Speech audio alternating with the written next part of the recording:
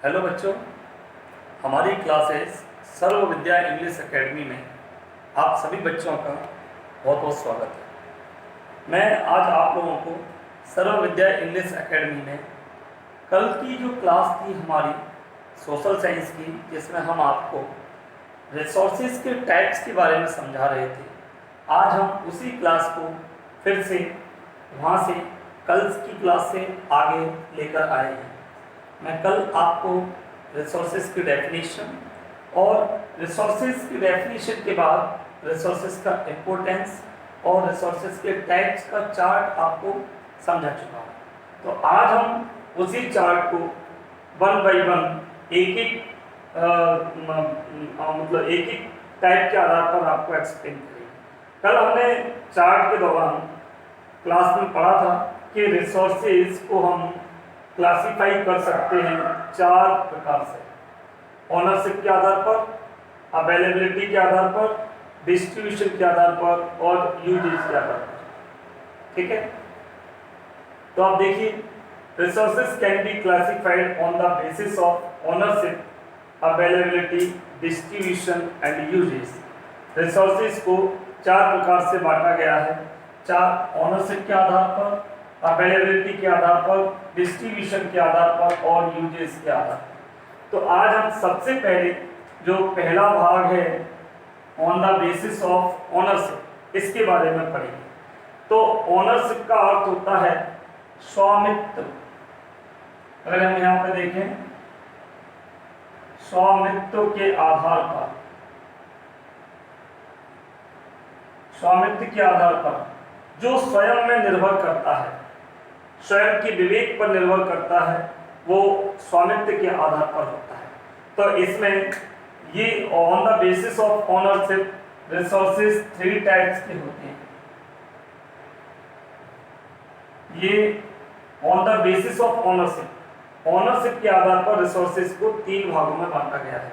तो सबसे पहला है आपका पर्सनल रिसोर्सेज, व्यक्तिगत संसाधन। व्यक्तिगत संसाधन,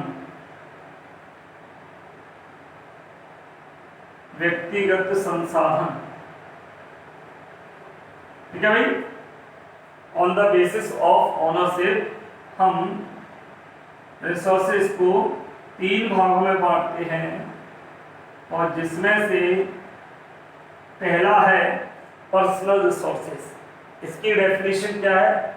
अर्थ तो हो गया व्यक्तिगत संसाधन, इसकी डेफिनेशन समझ लेते हैं।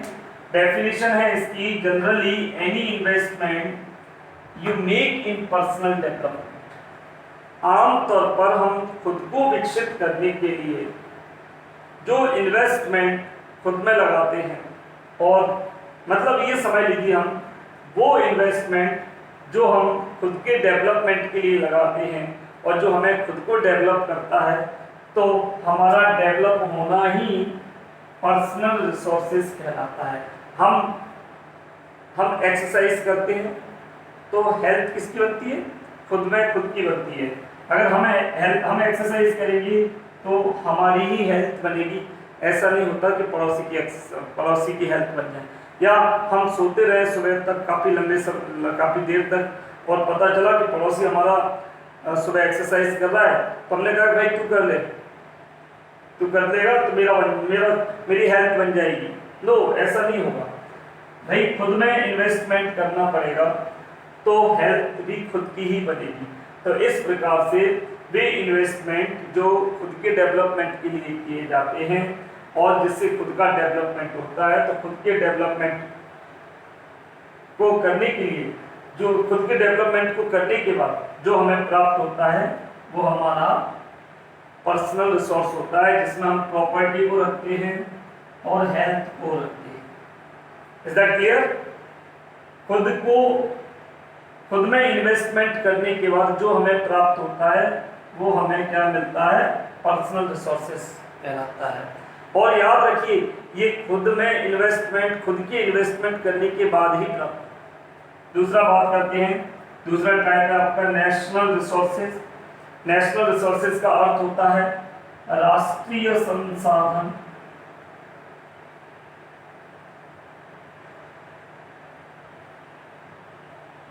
राष्ट्रीय संसाधन, इसके बारे में पढ़ते हम। All the resources which are under the control of the state और union government are known as national resources. वे सभी संसाधन जो स्टेट गवर्नमेंट और सेंट्रल गवर्नमेंट के अंडर में होते हैं उन पर उनका ही अधिकार होता है। जो देश के लिए काम करते हैं, तो देश के लिए देश के लिए काम आते हैं, वे होते हैं नेशनल रिसोर्सेज। किसी एक व्यक्ति के लिए नहीं होती है, ये पूरे राष्ट्र के लिए होते हैं, वो होते हैं नेशनल रिसोर्सेज। जैसे मिलिट्री पावर, हमारी आर्मी किसी एक व्यक्ति के लिए पूरी आर्मी आ जाए ये जरूरी नहीं है, परंतु देश के लिए आर्मी मर मिटे। ठीक है। वेल्थ ऑफ नेशन, राष्ट्र की संपत्ति, राष्ट्र की संपत्ति राष्ट्र की और राष्ट्र के लोगों की एक पूंजी होती है, उसको बचाए रखना हम सब लोगों का अधिकार होता है, क्योंकि वो हमारे लिए क्या है, नेशनल रिसोर्सेज। नेशनल रिसोर्सेज सबके लिए अवेलेबल होते हैं। तीसरा है वर्ल्ड रिसोर्सेज। वर्ल्ड रिसोर्सेज के बारे में हम कहेंगे इसका वैश्विक संसाधन।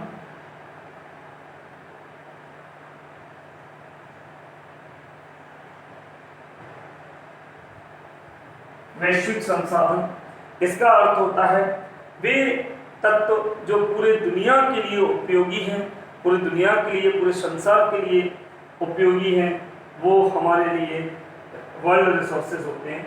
जैसे फिजिकल और बायोलॉजिकल, भौतिक और जैविक जो तत्व हैं वो पूरे संसार के लिए हैं, न कि किसी एक देश के लिए, न कि किसी एक व्यक्ति के लिए। जैसे हम ओजोन लेयर की बात करें, ओजोन लेयर को अगर कोई नुकसान होगा और नुकसान होता है तो पूरी दुनिया को इससे परेशानी होगी, पूरे संसार को परेशानी होगी, न कि केवल किसी एक देश को होगी। तो जो पर्सनल मेहनत करने से प्राप्त होता है, खुद के लिए होता है, वो प्रॉपर्टी और हेल्थ के रूप में हमें प्राप्त होता है, वो पर्सनल रिसोर्सेज है। नेशनल रिसोर्सेज में जो गवर्नमेंट और स्टेट गवर्नमेंट और सेंट्रल गवर्नमेंट के अधीन होते हैं, जो पूरे देश के लिए होते हैं, जैसे मिलिट्री पावर और वेल्थ ऑफ नेशन, ये हमारे नेशनल रिसोर्सेज हैं। और वर्ल्ड रिसोर्सेज में आता है physical and biological elements of the world for the welfare of Mankind. ये वे तत्व होते हैं जो मानव सभ्यता के लिए उपयोगी होते हैं, उनके लिए वरदान साबित होते हैं। वे सभी चीज़ें जो संसार के काम आते हैं, वे हमारे क्या होते हैं, वर्ल्ड रिसोर्सेज होते हैं, जैसे कि ओजोन लेयर।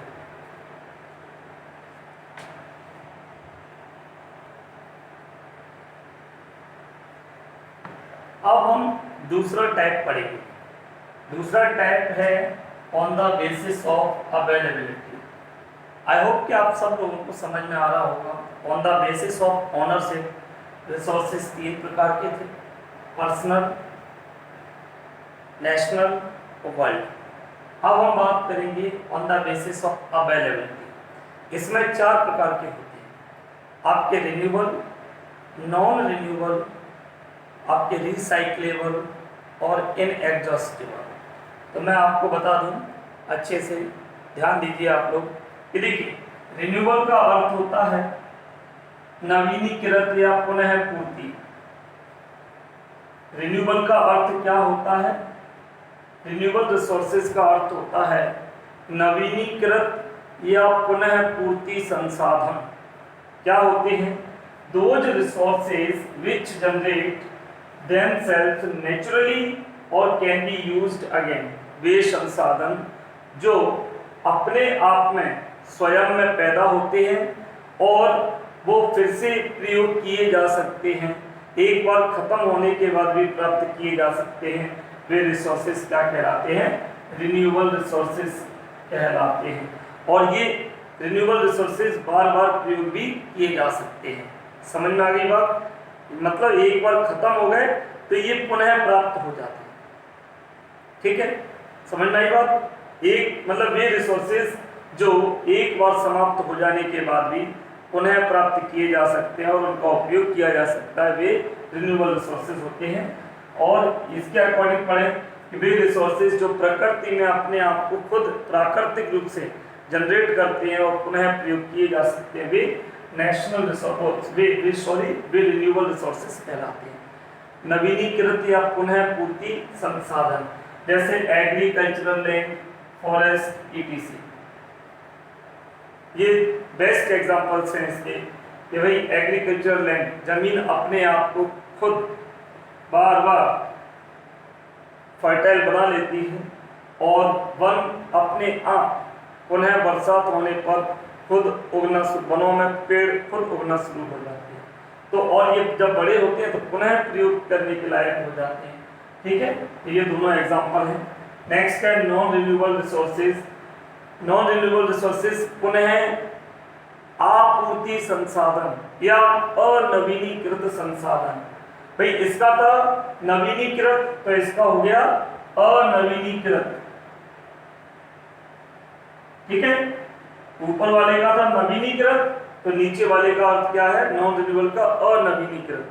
ऊपर वाले का अर्थ था पुनः पूर्ति संसाधन, जो पुनः पूर्ति कर देते हैं, ये पुनः आपूर्ति संसाधन। इसकी डेफिनेशन क्या थी कि अगर ये समाप्त हो गए प्रकृति में तो ये पुनः प्राप्त हो जाएंगे और इनका बार बार प्रयोग किया जा सकेगा। परंतु those resources when once used they are finished forever। तो ये रिसोर्सेज जो एक बार समाप्त हो गए तो उन्हें फिर से प्राप्त नहीं किया जा सकता है, वो कभी भी हमारे पास प्राप्त नहीं होंगे हमें, और एक बार समाप्त होने पर उनका प्रयोग भी नहीं किया जा सकता और उनकी कोई उम्मीद भी नहीं है प्राप्त होने की। वे रिसोर्सेज क्या कहलाते हैं, अनवीनीकृत या पुनः आपूर्ति संसाधन कहलाते हैं। जैसे पेट्रोल और कोल, कोयला, कोल मतलब कोयला, ये एक बार समाप्त हो गए पृथ्वी पर तो ये करोड़ों वर्षों तक हमें प्राप्त ही नहीं है। रिसाइक्लेबल रिसोर्सेज, बार बार प्रयोग होने वाले संसाधन। कैसे, जैसे मैं आप लोगों को बता दूं, एक एग्जांपल दे रहा हूं इसे समझाने से पहले। बार बार प्रयोग होने वाले संसाधन, जैसे हम आयरन की बात करें, हमने लोहे से कोई एक चीज बनाई और उसका कुछ सालों तक प्रयोग किया, बाद में जब हमें उसकी आवश्यकता खत्म हो गई तो लोहे को पिघलवाकर हमने दूसरी चीज में उसे चेंज करवा दिया और दूसरी चीज बना ली। फिर उस दूसरी चीज का इस्तेमाल किया कई सालों तक, जब उसका भी इस्तेमाल पर्याप्त हो गया और अब उसकी आवश्यकता नहीं है तो फिर लोहे को उस चीज को गलवाकर फिर उससे कोई दूसरी चीज डिजाइन की जा सकती है। तो कॉपर और आयरन, आयरन और कॉपर, लोहा और कॉपर, ये दोनों के दोनों ऐसे संसाधन हैं जो बार बार प्रयोग किए जाते हैं। Those minerals which can be reprocessed and used again and again। ये वे संसाधन होते हैं जो बार बार एक से विभिन्न रूपों में प्रयोग किए जा सकते हैं। ठीक है, लास्ट है इनएग्जॉस्टिबल रिसोर्सेज, सनातन प्राकृतिक संसाधन। मैं इसका नाम लिख देता हूं आप लोगों के लिए, सनातन प्राकृतिक संसाधन। इसका मतलब है कि वे संसाधन, those resources which are not exhausted even if they are used. But ये वे संसाधन जिनका प्रयोग कितना भी कर लो पर ये कभी समाप्त नहीं होंगे। जब तक ये पृथ्वी है, संसार है, तब तक ये बने रहेंगे, वे होंगे इनएग्जॉस्टिबल रिसोर्सेज, सनातन प्राकृतिक संसाधन। मतलब इनका चाहे कितना भी उपयोग कर लो ये खत्म नहीं होने वाला। जैसे सोलर एनर्जी, जब तक सूरज है तब तक पृथ्वी है, और जब तक सूरज है तब तक हमें सूरज से प्राप्त होने वाली ऊर्जा भी हमें मिलेगी। तो सोलर एनर्जी जब तक पृथ्वी रहेगी, जब तक सूरज रहेगा तब तक हमें प्राप्त होगी, यानी सनातन प्राकृतिक संसाधन। वाटर, यही पानी की बात है कि बिना पानी के मनुष्य का जीवन असंभव है। हमें पानी हमेशा प्राप्त होता रहेगा। ठीक है, एक और चीज समझ लीजिए, इस पानी को हम रिन्यूएबल रिसोर्स में भी डाल देंगे।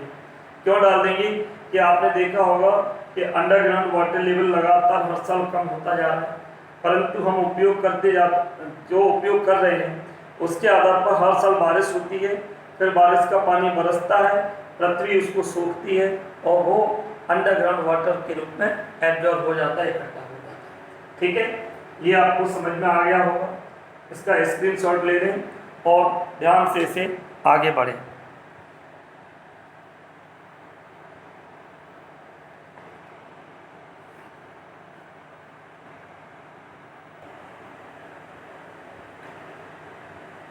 चलिए नेक्स्ट हम बात करेंगे on the basis of distribution. क्योंकि आप लोगों को पता है कि रिसोर्सेज पढ़ रहे हैं और 2 टाइप हम पढ़ चुके हैं। On the basis of ownership 3 प्रकार के हैं, जैसे कि आपका पर्सनल रिसोर्सेज, नेशनल रिसोर्सेज और वर्ल्ड रिसोर्सेज। अब हम जो पढ़ने हैं इसके बाद हमने जो पढ़ा on the basis of availability, availability के आधार पर रिसोर्सेज थे आपके 4 प्रकार के, रिन्यूएबल, नॉन रिन्यूएबल और इसके बाद रिसाइक्लेबल और इनएग्जॉस्टेबल। अब हम तीसरा पार्ट पढ़ रहे हैं, वो तीसरा पार्ट है आपका on the basis of distribution. वितरण के आधार पर, वितरण के आधार पर रिसोर्सेज कितने प्रकार के होते हैं। तो मैंने कल बताया था जैसा कि भाई ओनरशिप के आधार पर केवल 3 प्रकार के होते हैं, बाद बाकी सबके 4-4 प्रकार के होते हैं। तो डिस्ट्रीब्यूशन के आधार पर भी हम 4 प्रकार के रिसोर्सेज पढ़ेंगे, जिसमें है इजीली, देखो जिसमें हम आपको बता रहे हैं इजीली अवेलेबल रिसोर्सेज, दूसरा है कॉमन अवेलेबल रिसोर्सेज, तीसरा है रेयरली अवेलेबल रिसोर्सेज और सिंगल रिसोर्सेज। तो देखिए इजीली अवेलेबल रिसोर्सेज, इसका अर्थ होता है सर्वसुलभ संसाधन। क्या होता है? सर्वसुलभ संसाधन।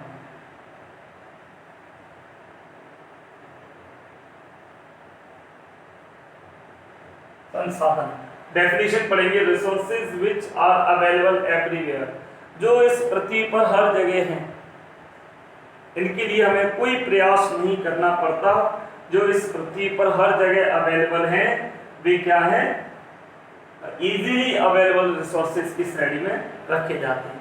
जैसे आपने देखा होगा ऑक्सीजन, हमें हर जगह हवा प्राप्त होती है और हवा में ऑक्सीजन है जिसको हम ग्रहण करते हैं और हम जीवित रहते हैं। ठीक है, ये इजीली अवेलेबल रिसोर्सेज संसाधन है, वे संसाधन जो हर जगह आसानी से उपलब्ध हो जाते हैं, इजीली अवेलेबल रिसोर्सेज। दूसरा है आपका कॉमन अवेलेबल रिसोर्सेज, सामान्य सुलभ संसाधन।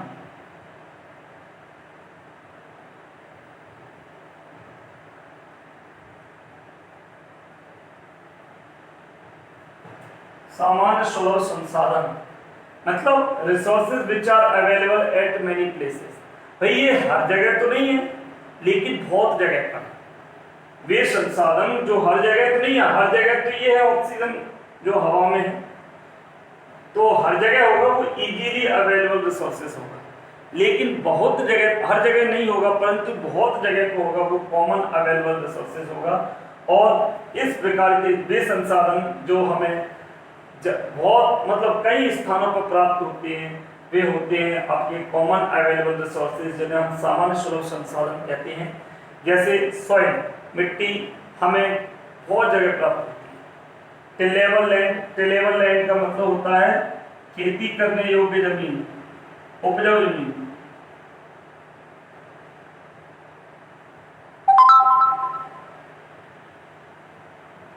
खेती करने योग्य जमीन, उपजाऊ जमीन, जो हमें हर जगह तो नहीं परंतु बहुत जगह प्राप्त हो जाती है। तीसरा आता है रेयरली अवेलेबल रिसोर्सेज, मैं इसको हटा देता हूं। रेयरली अवेलेबल रिसोर्सेज के बारे में पढ़ेंगे। विरल संसाधन, विरल संसाधन ये भी रिसोर्सेज हैं जो दुनिया के जिस देश के पास होते हैं ना उसे डेवलप्ड कंट्री कहा जाता है। जैसे कोल है, गोल्ड है और यूरेनियम है, इनके भंडार जिन देशों के पास पर्याप्त से भी बहुत ज़्यादा होते हैं वो डेवलप्ड होते हैं। Resources which are available in few places, वे संसाधन जो दुनिया में कुछ स्थानों पर ही उपलब्ध हैं वे रेयरली अवेलेबल रिसोर्सेज कहलाते हैं। कुछ स्थानों पर ही उपलब्ध है वे रेयरली अवेलेबल रिसोर्सेज कहलाते हैं। जैसे कोयला है, गोल्ड है यानी सोना, और यूरेनियम है। ठीक है, लास्ट है आपका सिंगल रिसोर्सेज, इसको हम बोलेंगे एकल संसाधन।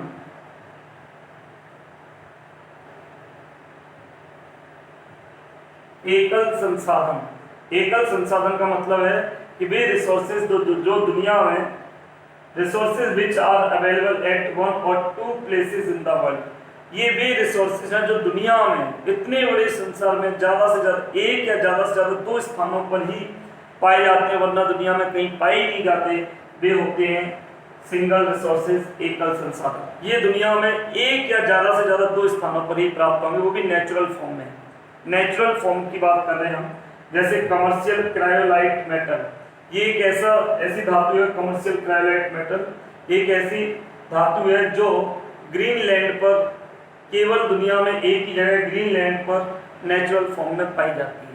ठीक है, easily available resources, common available resources, rarely available resources और सिंगल रिसोर्सेज। ये मैंने आपको चारों एक्सप्लेन किए, स्क्रीनशॉट लें और आखिरी को पढ़ें।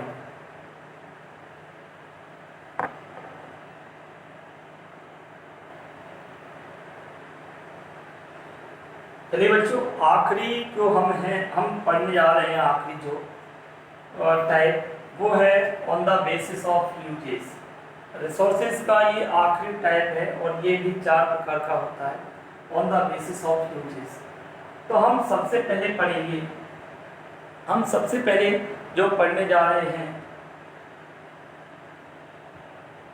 अप्रयुक्त संसाधन जिसे कहते हैं,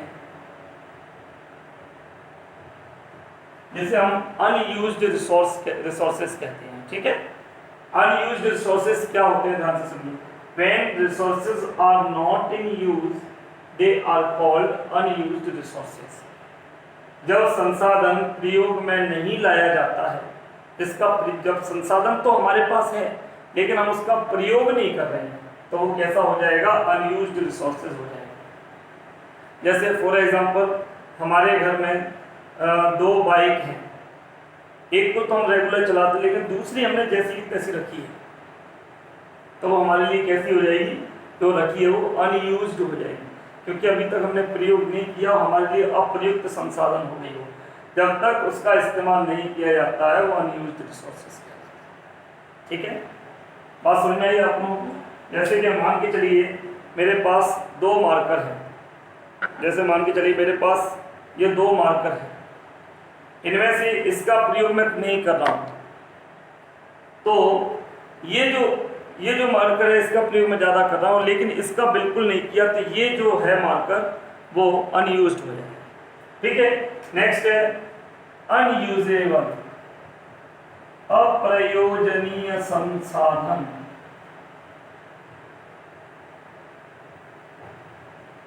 भाई इसके बारे में हम पढ़ते हैं, देखिए, resources which cannot be used further even with the present day technique are unusable resources। भाई हमारे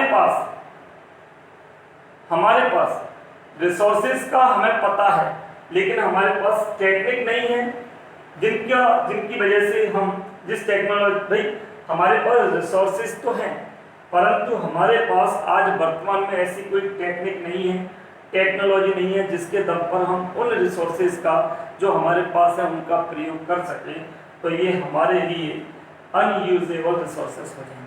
भाई रिसोर्सेज तो हैं लेकिन हमारे पास आज वर्तमान समय में ऐसी कोई तकनीक नहीं है, टेक्नोलॉजी नहीं है, टेक्निक नहीं है जिसके दम पर हम उसका प्रयोग कर सकें, तो ये हमारे लिए अनयूजेबल रिसोर्सेज होगा। और वो जिसके बारे में हम बात करें वो अनयूजेबल रिसोर्सेज कहलाएंगे। नेक्स्ट है पोटेंशियल रिसोर्सेज, संभाव्य संसाधन।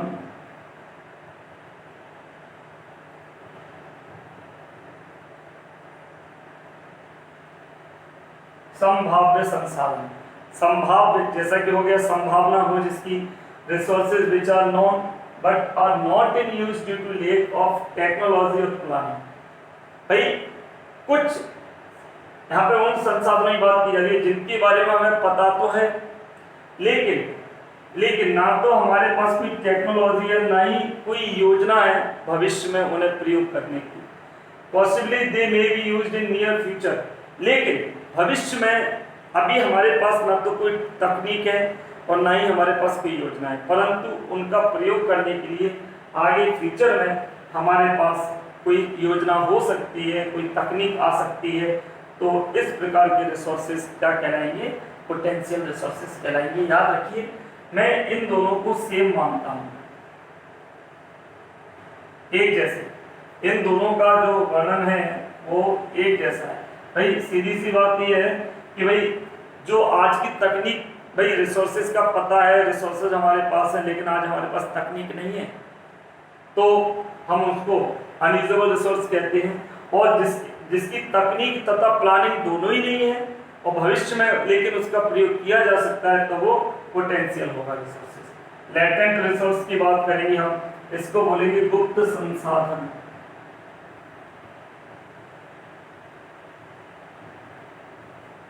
जब तक यहाँ पढ़ेंगे, if the properties and the utility of a resource is not known, it is called latent resource। जब तक हमें किसी संसाधन के उपयोग करने के तरीके और उसकी प्रॉपर्टीज के बारे में नहीं पता रहता है, तब तक वो हमारे लिए गुप्त संसाधन होता है।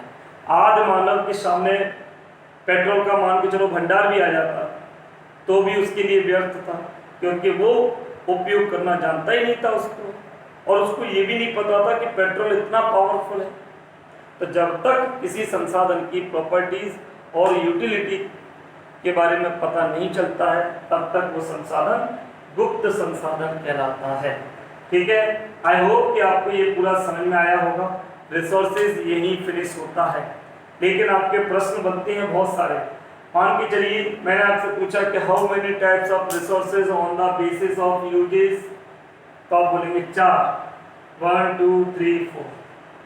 डिस्क्राइब एनी टू, आपको चारों आते हैं, कोई भी दो का आप हेडिंग से दो के आंसर लिख दें। मैंने आपसे पूछा how many types of resources on the basis of ownership, आप बोल दीजिए 3 प्रकार के होते हैं, पर्सनल, नेशनल और वर्ल्ड। उन तीनों को हेडिंग के साथ आप कर दीजिए। आपसे पूछा गया how many types of resources on the basis of availability, तो आप बोल दीजिए 4 प्रकार के होते हैं, renewable, non renewable, common, renewable, non renewable, recyclable और इनएग्जॉस्टिबल, 4 प्रकार के होते हैं। ठीक है, इसके बाद आपसे पूछा गया डिस्ट्रीब्यूशन, डिस्ट्रीब्यूशन के आधार पर कितने होते हैं, ये भी 4 प्रकार के होते हैं, easily available resources, common available resources, rarely available resources और सिंगल रिसोर्सेज। इस प्रकार से आपके 4 प्रश्न इसमें से बनकर तैयार होते हैं। ठीक है, चारों टाइप्स के आधार पर चारों के प्रश्न बनकर तैयार होते हैं। ठीक है, हम ये भी प्रश्न बना सकते हैं कि resources can be classified on the resources can be classified in how many parts, तो आप बोल दें resources can be classified in 4 parts on the basis of ownership, on the basis of availability, on the basis of distribution and finally on the basis of usage। तो इस प्रकार से हमारा ये चैप्टर कंप्लीट होता है, चैप्टर कंप्लीट नहीं होता सॉरी, रिसोर्सेज का पार्ट पूरा होता है। कितने सारे क्वेश्चन हुए, रिसोर्सेज की डेफिनेशन क्या होती है, रिसोर्सेज का इंपोर्टेंस क्या होता है, रिसोर्सेज कितने प्रकार के होते हैं, और उन प्रकारों में भी उन चारों का एक क्वेश्चन बन जाएगा। कुल मिलाकर रिसोर्सेज की डेफिनेशन, इंपोर्टेंस, टाइप्स और उन टाइप्स के चारों के एक प्रश्न, कुल मिलाकर 7 प्रश्न इसके होते हैं और इसके बाद रिसोर्सेज फिनिश होता है। ठीक है, इस वीडियो को अच्छे से देखें, समझें और इनको अच्छे से पढ़ें। मैंने कोशिश की है कि आपको अच्छा से अच्छा समझा सकूं। ठीक है, आप इस वीडियो को पूरा का पूरा देखें, शुरू से एंड तक देखें, ताकि शुरू से लेकर अंत तक देखें, ताकि आप लोगों को ये अच्छे से समझ में आ जाए। नेक्स्ट वीडियो सॉइल के ऊपर डिपेंड होगा, आपका सॉइल के ऊपर आधारित होगा, जो मैं नेक्स्ट वीडियो में आप लोगों के लिए लेके आऊँगा। तब तक के लिए पढ़ते रहिए और बने रहिए हमारे साथ में, मेहनत करते रहिए, क्योंकि मेहनत करने वालों की कभी हार नहीं होती। कहा तो जाता है कि कोशिश करने वालों की कभी हार नहीं होती, लेकिन मेहनत करने वाले कभी पीछे भी नहीं होते। Okay, have a nice day.